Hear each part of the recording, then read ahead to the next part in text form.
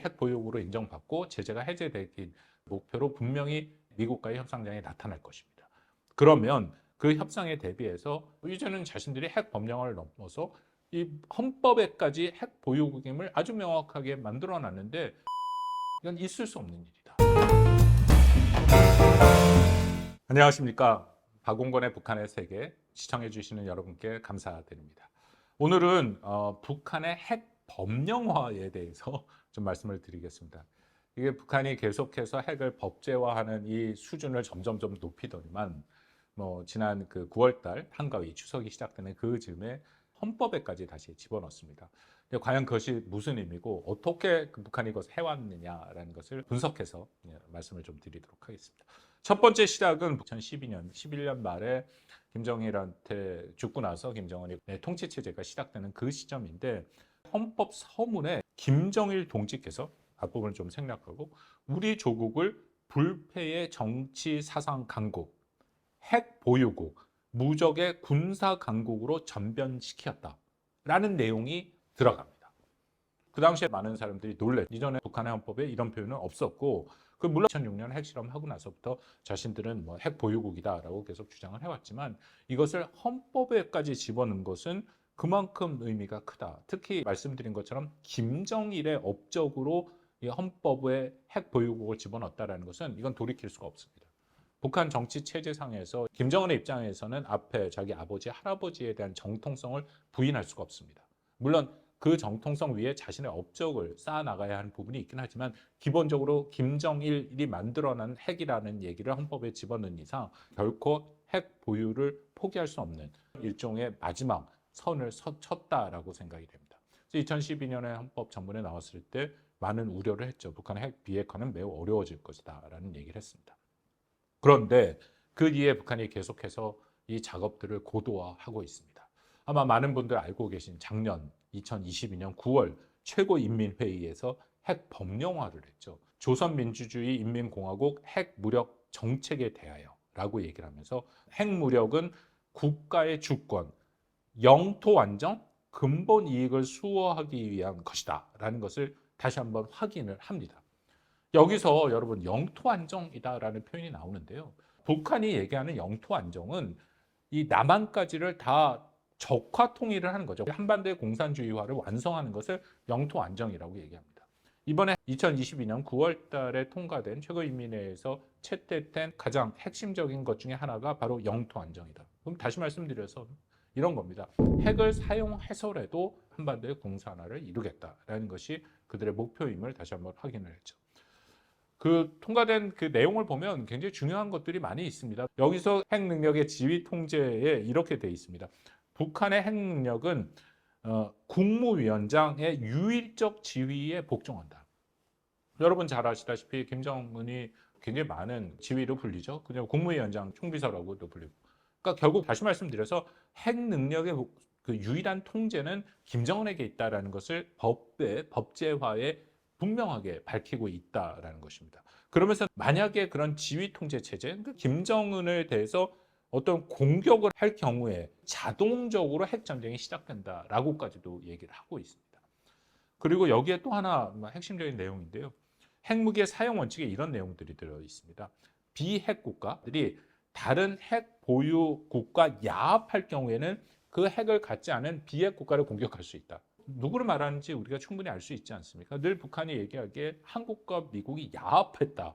미국의 괴뢰다라는 얘기를 계속하고 있습니다. 한미동맹을 그렇게 부르고 있죠. 그렇기 때문에 북한이 여기서 분명히 밝힌 것은 핵을 갖지 않은 한국에 대해서도 한국이 핵 보유국인 미국과 동맹을 맺고 있기 때문에 언제든지 공격할 수 있다.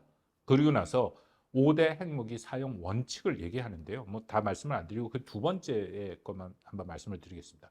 핵무력 지휘 국가 지도부와 지휘 기구에 대한 적대 세력의 핵 및 비핵 공격이 감행되었거나 임박되었다고 판단되는 경우에 핵을 쓸 수 있다. 다시 말씀드려서 국가 지도부라는 아까 말씀드린 김정은을 얘기합니다. 그러니까 김정은에 대해서 뭔가 공격을 한다. 이 공격이라는 것이 단순히 핵 공격만을 얘기하는 것이 아니라 재래식 공격. 그러니까 어떤 형태로든지 군사적인 위협이 가해진다면 이것은 자동적으로 핵으로 대응을 하는 핵 전쟁으로 이어진다라는 것이죠. 그러니까 거듭 그 김정은의 위해를 강화하는 모든 행위를 핵과 연결시키는 모습들이 등장하고 있습니다. 여기에 더불어서 핵 능력을 질적으로 양적으로 강화시킨다라는 것도 들어 있습니다. 어떤 의미인가? 뭐 너무나도 명백히 보입니다. 일단은 굉장히 공격적인 핵 전략을 보여주고 있다. 핵을 갖고 있는 다른 국가들이 이만큼 공격적인 핵 전략을 갖고 있지 않습니다. 그리고 갖고 있다 하더라도 이렇게 자세하게 설명하거나 공개하지 않습니다. 그럼 북한이 분명히 의도가 있다는 것이죠. 두 번째는 제가 말씀드린 것처럼 5대 이 조건이라는 것을 보면 언제든지 북한이 어떤 상황이든지 자의적으로 핵을 쓸 수 있다는 것을 스스로 밝히고 있습니다. 아까 말씀드린 5대 조건 중에 5번째 이런 게 있어요. 인민의 생명 안전에 파국적인 위기를 초래하는 사태. 굉장히 모호한 개념이지 않습니까? 그러니까 얼마든지 자의적 해석에 따라서 핵을 쓸 수 있다. 그래서 사실상 모든 환경에서 핵을 사용할 수 있다로 법제화까지 했다라는 것이죠. 그리고 선제 공격의 가능성, 임박했을 때 자신들이 쓴다. 임박했다라는 것은 저쪽에서 먼저 공격을 하지 않은 상태를 말합니다. 그럼에도 자신들이 핵을 쓰겠다는 것은 이것은 명백하게 선제 공격을 의미하고 있다는 것이죠. 여기서 근데 여러분 굉장히 중요한 게 하나 일으킵니다. 뭐냐면 김정은의 1인 지배 체제의 취약성이죠. 김정은의 체제가 한 명만 모든 걸 통제하기 때문에 그 한 명을 제거해버리면 북한은 오히려 핵전쟁을 할 수 없는 상황이다라는 것을 자신들이 너무 잘 알고 있기 때문에 오히려 그런 것을 계속 강조하고 있다. 세 번째 거를 말씀드리겠습니다. 2023년 올해 9월 26일, 27일 최고인민회의 14기 9차 회의입니다. 여기서 어떤 내용들을 헌법에 다시 집어넣었다. 아까 말씀드린 2012년의 헌법 서문에는 핵 보유국이다라는 얘기가 나왔는데 거기에 비해서 이번 2023년 9월 달 최고인민회의에서는 내용이 길어집니다. 이런 겁니다. 책임 있는 핵 보유국으로서 나라의 생존권과 발전권을 담보하고 또 전쟁을 억제하고 뭐 세계의 평화 안정을 수호하기 위해 핵 보도한다라는 내용이 들어 있고요. 여기에 또 공화국 무장력의 사명이 첫째, 국가주권, 영토 완정, 인민의 권익을 옹호하고 모든 위협으로부터 사회주의 혁명의 전치물을 사수하고 다시 정리해서 말씀을 드리면 다시 한번 영토 완정이 나옵니다.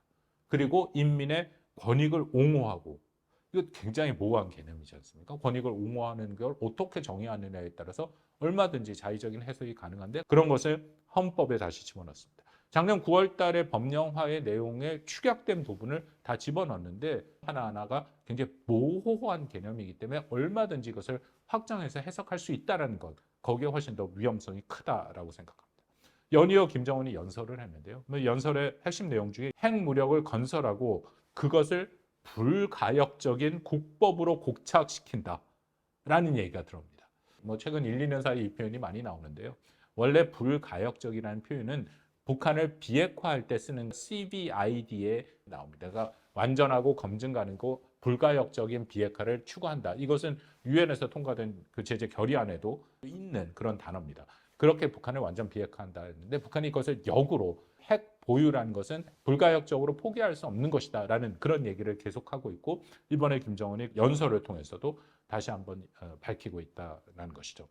어떤 의미가 있냐? 첫 번째 의미는 김정은 본인의 성취를 강조하고 있습니다. 2012년에 그 헌법 서문에 밝혔는데 핵 보유국이라는 것은 아까 말씀드린 것처럼 김정일의 업적이죠. 김정은 입장에서는 지난 10년간 핵의 모든 것을 투자했기 때문에 자신의 업적이 분명히 필요합니다. 그렇기 때문에 이번에 헌법에 집어넣은 것은 자신의 업적이다라는 것이죠. 이런 얘기들이 나옵니다. 최룡해 최고인민회의 상임위원장이죠. 최룡해가 보고를 하면서 김정일 동지께서라는 주어가 바뀌어버립니다. 2012년에 헌법 서문에는 주어 김정일이 핵 보유국으로 만들었다라고 하면 2023년에 나오는 헌법에 수록된 것은 김정은으로 시작됩니다. 김정은이 국가 핵무력 정책의 법령이 발표된 이후에 지난 1년간 이 북한의 변혁적인 발전상이 있다. 그런 얘기 많이 나옵니다만 정리해서 말씀드리면 지난 10년간 북한이 이만큼의 핵 능력을 갖고 사실상의 핵 보유국이 된 것은 김정은의 업적이다. 그래서 2012년에 주어인 김정은을 2023년 헌법에서는 김정은으로 바꿔서 김정은의 성취를 강조하고 있다라는 것이죠. 이른바 김정은의 과시의 정치죠. 정통성이 부족하기 때문에 핵 능력을 통해서 자신의 업적을 계속 보여줘야 된다는 것이고, 두 번째로는 다시 한번 핵 보유국으로서 위치를 확정하려고 합니다. 불가역적이다라는 그런 국법에까지 집어넣은 것은 가장 최상의 법이죠. 비핵화라는 논의 자체를 없애버리겠다라는 의도가 있습니다. 관련돼서 이건 미국과의 담판 협상도 제도적으로 준비하고 있다. 북한이 저는 분명히 최대한 버틴다면 내년 미국 대선까지 장기전으로 가져갈 거라고 생각합니다만, 북한 내부의 내구성의 문제가 있기 때문에 좀 바뀔 수도 있습니다. 어쨌든 중요한 것은 북한은 자신들이 핵 보유국으로 인정받고 제재가 해제되기 목표로 분명히 미국과의 협상장에 나타날 것입니다.